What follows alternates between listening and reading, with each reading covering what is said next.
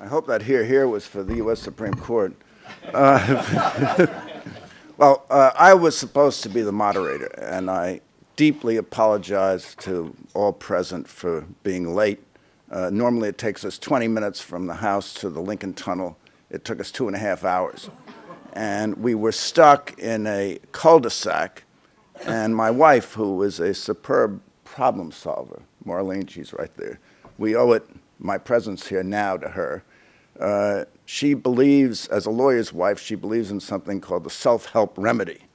So we came to an opening where there were cones, I mean a lot of cones. And she got out of the car, moved the cones, and we moved into this chute where cars were going at about 40, 50 miles an hour. And just as we were about to enter the chute, a policeman stopped us. And he was about to write a ticket, perhaps incarcerate me, and Marlene said, "You don't understand.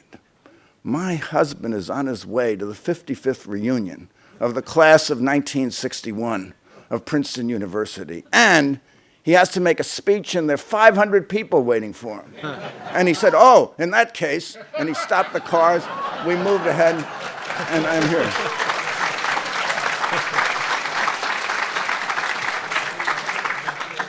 Now, I don't hold out the Supreme Court as being a particular pearl. I think the pearls in America are what you've just heard from our three classmates, and particularly Peter Georgescu, who arrived in America in 1954 after growing up under unspeakable conditions in communist Romania. And he came here and he only spoke 2 words of English: Coca-Cola. And he rose to attend Exeter, of course, Princeton, Stanford Business School, where they didn't teach him how to monitor his time when he gave a speech. And he rose further to become the chief executive officer of one of our greatest advertising agencies. And he personifies, he always amazes me because not only does he personify the American dream, but his compassion for other people and for America and for Americans is just boundless. So I tip my hat to you, Peter. So now, from the sublime to the sometimes ridiculous, the United States Supreme Court, for those who may not be familiar with the history of the Constitution, there really are 4 critical dates. The first is 1789, when Madison and Hamilton, Washington, and others framed the original Constitution, which set up the mechanism of government: executive branch, legislative, and judicial. And then the last date, which is critical, is today. So the Constitution, well, before that, 1868, the Civil War amendments, the Equal Protection Clause and the Due Process Clause, which made due process binding on the states. And the last date that's critical is today. So the question is, can we interpret fairly an 18th century document amended again in the 19th century to apply to the technological world of Ed Shao, to the internet, to GPS surveillance, to DNA testing, and to all the technological innovations, especially the internet, that exists today. In one of the arguments not too long ago when Scalia was around, he asked some question in an issue involving video games, and Alito interrupted him and he said, "What Justice Scalia wants to know is what James Madison would have thought of video games." And Scalia, being Scalia, said, "No, what Justice Scalia wants to know is what James Madison would have thought of violence." Well, it really, while Scalia was an originalist, and we can go into that, he really understood that he was a faint-hearted originalist, and there had to be some give in how you interpreted the original understanding of the Constitution if the outcome was going to make any sense at all. Now, the Supreme Court consists of theoretically, of 9 justices. It did not always have 9 justices. in the 19th century, for a period of years, there were 10 justices, not even an odd number. But Congress, as an economy measure, gave us 9 justices. So we have 9 justices. One has died. The president has appointed a successor. And the Republican leadership in the Senate has refused even to hold hearings, even though the president's nominee is a moderate of impeccable credentials and someone who certainly deserves a seat on the high court. Now, why is this so? It's so because prior to Scalia's death, the court consisted of a narrow conservative majority of 5 conservatives and 4 liberals.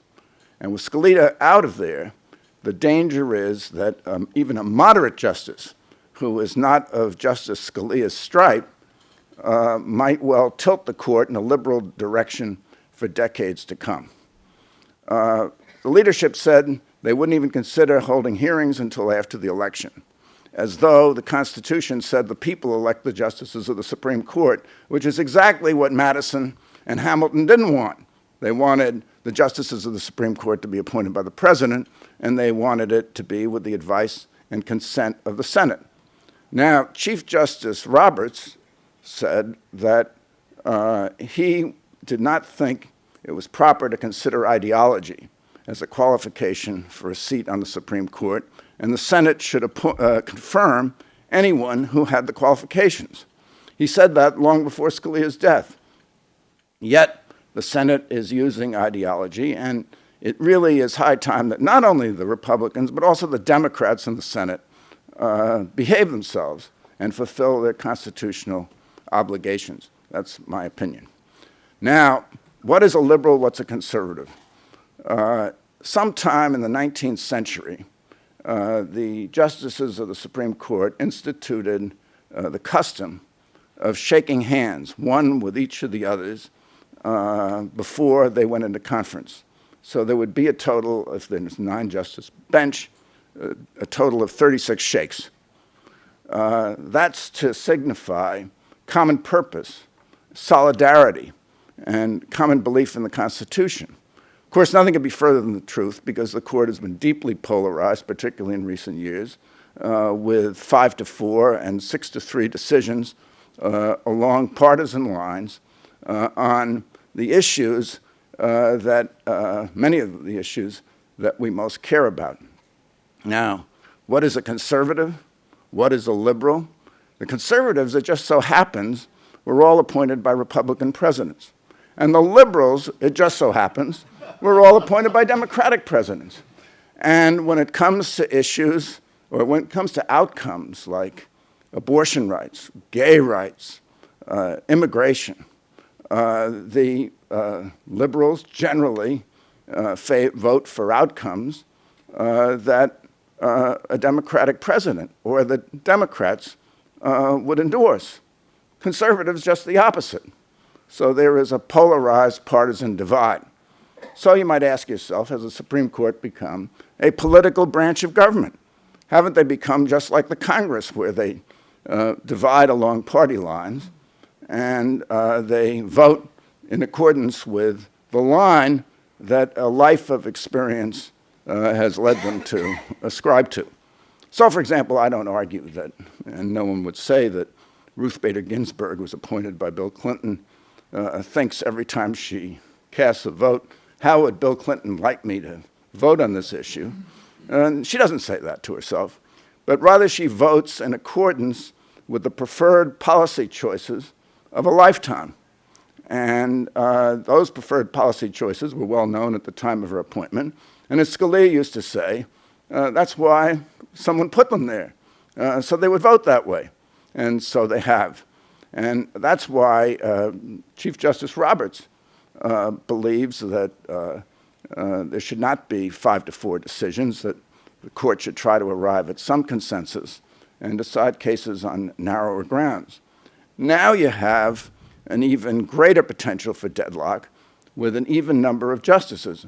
And in one case, the contraception case, they did not want to deadlock 4-4. If they deadlock 4-4, it has the effect of an affirmance, because the decision of the lower court remains undisturbed, and it has no precedential value. So you might as well X out the Supreme Court. It really is not a factor in deciding the case. So in the contraception case, whether religious organizations had to offer contraception to their employees, the court simply exhorted the parties to get together and try to arrive at a settlement. There's only been one case since Scalia died where they deadlocked 4-4, and that was the case involving the public employee unions in California, where someone opting against joining the union had to pay a fee to the union, whether they joined or not. And in that case, they really decided for the union because there was a 4-4 deadlock. We have two pending cases, one involving abortion, and there's another case involving the right of the executive to suspend deportation of certain aliens who've lived here for a period of time. And in both of those cases, there's a potential for a 4-4 deadlock. And the outcome in both of those cases could be very severe, because if they deadlock in the abortion case in Texas, where there are 40 abortion clinics, only 10 would remain if they deadlock. And in the immigration case, if they deadlock, the administration could not, they would, in effect, the lower courts have held they would not have the constitutional power to deport, to suspend deportation of the aliens. I don't know whether this will happen. It'll be interesting to watch. So Scalia, and I'll just take a minute or two to talk about Scalia, because he was such a zany character. He was Punchinello, he was Rigoletto, he was Voltaire with an acid pen, all rolled into one. I mean, the opinions of his colleagues, particularly his liberal colleagues on the court, he derided as jiggery pokery or pure applesauce. He said that Justice Breyer had not experienced the Enlightenment. He had a turn of phrase which was unparalleled, and he decided over 2,000 cases, and certainly his absence is going to be deeply felt, because there is no greater advocate for the conservative wing on the court. Scalia had, so interesting, the conservatives accused the liberals of pushing their policy agenda and not interpreting the Constitution. And Scalia pushed his policy agenda, pushed it as far as he possibly could. He didn't like homosexuals. He didn't like homosexual rights. He didn't like abortion rights. He didn't like immigrants. And he certainly didn't like affirmative action. And he didn't like Congress's determination that there were certain bad actor states that had where the voting rights of African Americans were infringed upon. So he voted in all those instances in a way that would further his conservative agenda. But he was fun to watch. One of the really revealing moments occurred during the argument of the gay marriage case, where there was a disturbance in the courtroom, and a man got up and he began to yell and scream. And finally, as the marshals ushered him out of the courtroom, he yelled at the top of his lungs, "You're all going to roast in hell for this." And there was silence in the courtroom, and Scalia said, "You know, I find that rather refreshing." So it is really a partisan court. It's before Scalia's death, it was drowning in identity politics. It probably will continue to. Amazingly enough, in a court that was dominated by white Anglo-Saxon Protestant males for most of its history. When Scalia died, there were 6 Catholics, 3 Jews, 3 women. If Merrick Garland is confirmed, there would be 4 Jews. And if you want to know more about the relationship between identity politics and ethnicity and religious belief and the decisions that they turn out, you'll have to read my book, which is called Supremely Partisan and is available on Amazon. So with that, I'll take any questions you might have. But I think that I was asked to talk about the future of the Supreme Court. And really, the future of the Supreme Court is up to you and to the American voter, because it turns and will turn on the outcome of the election.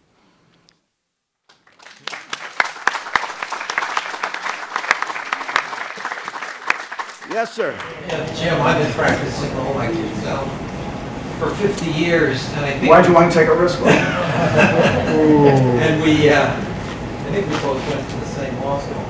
I was taught at law school that I've never been a judge, judges should determine cases based on the law, not on outcomes. You indicated, and I agree with you, judges, not only at the Supreme Court level, but at the Court of Appeals level, are determining cases based on outcomes. Does that bother you? Well, am I wrong? No, you're not wrong. When we went to law school, they started us off with Blackstone, that great English jurist. And he said the judge discovers the law. Alva Wendell Holmes said that was pure applesauce. He said that Blackstone thinks the law is a brooding omnipresence up in the sky. And the judges do make the law. And the way they make the law is different from the way legislators make the law. But they do make the law. And they have to fill in what he called the interstices. And what do they base it on? Holmes felt it was based not on logic, although logic plays a role, but on experience. So every one of those justices you see up there bring to the bench the experiences of a lifetime. And of course, if you read Sotomayor's autobiography, if you read Clarence Thomas's autobiography, it's very clear that in their decisions, they're reflecting the experiences of a lifetime. That isn't necessarily bad. That can be quite good. The question is, how far do they go off the reservation? And remember, liberals are more often than conservatives accused of judicial legislation, but Franklin Delano Roosevelt wanted to pack the court because there were 5 conservative justices who constantly voted against New Deal legislation. And he said, we cannot allow that, we have to save the Supreme Court from itself, and we cannot allow the Supreme Court, which is a court of law, to become a legislative body. That's another one of the paradoxes. Fred Hicks.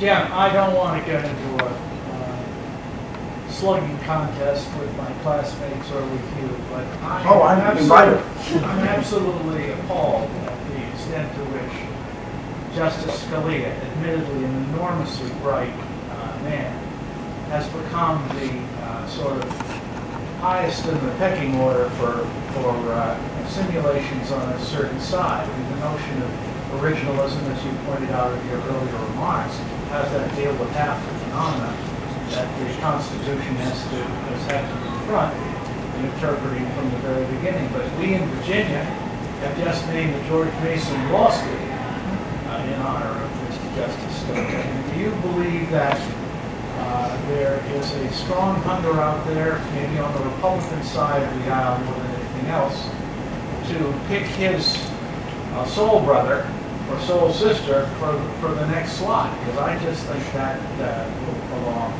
the Anthony. Yeah, they were originally going to call it the Antonin Scalia School of Law, and somebody thought the acronym was a poor reflection